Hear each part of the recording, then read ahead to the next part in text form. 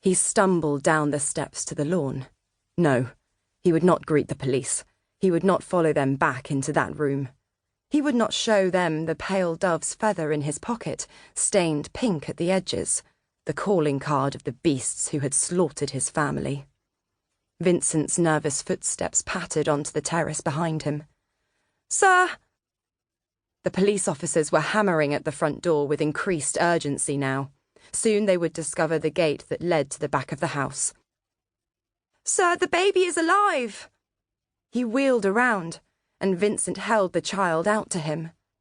Soft tufts of dark hair and brown eyes. Helena's eyes.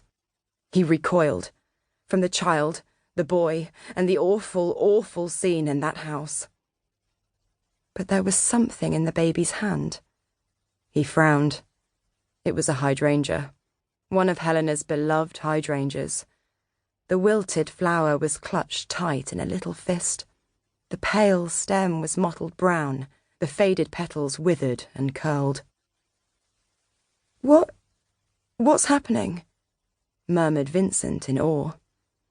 The baby's arm jerked, and the flower began to straighten. The stem grew thicker, rich greens bleeding through the plant's cells, giving it a healthy vibrancy. The withered petals smoothed, the colour deepening, becoming a vivid mauve. Then the flower head quivered, and the mauve faded into a soft purple, then cream. He stared at the baby, shaking the flower as the petals opened and closed as if by command. The child gurgled, and his chest tightened again. Helena's eyes, Helena's hydrangeas. This was wrong. Wrong. John shook his head. "The child should have perished with its mother," he rasped. "But, sir—" His arm snapped forward, and he hurled the whiskey tumbler across the garden like a missile. With a clinking thud, it struck the trembling boy clean in the face, slicing through his eyebrow and cheek. The boy stared at John in shock, clapping a hand to his face as the blood poured through his fingers and onto the baby's vest.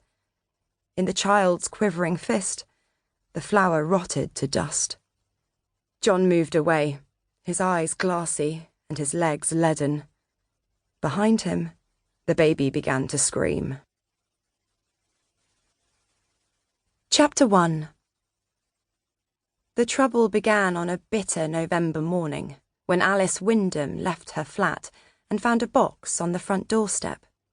It was entirely unremarkable, a plain brown cardboard cube about 12 inches wide. The only odd thing about it was that every inch was wrapped in clear adhesive tape. "For Alice Wyndham," the label said. "Do not open." She stared at it. Who on earth would send a parcel and give instructions not to open it? A glance at her watch made her wince. Damn! Her bus was due in 10 minutes. She could not be late today. The mystery of the box would have to wait. She quickly stowed the package in the hallway and hurried down the path. Head bent into the biting wind, she failed to spot the driver of a nondescript black car, watching her with mild disinterest. Robert Latimer was slender, with skin the colour of weak porridge and a cultivated ability to hide in plain sight. He glanced up from his notepad and carefully inscribed Alice Wyndham, box number 326, on a blank page. His pen hovered over his notepad, and after a moment's hesitation, he added, "Aviarist?" Half an hour later, Alice was mentally composing her own obituary.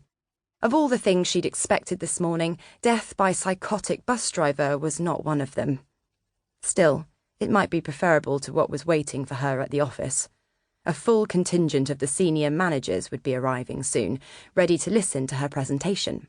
Her first since she'd joined the company over a year ago. Her best friend, Jen, had promised her a bottle of Prosecco if she got through it. Privately, Alice thought she stood a better chance if she had the Prosecco before the presentation. She tried to recall the opening lines. "The survey of customers who complained about our concessionary stores revealed that they..." Shit. What had the survey revealed?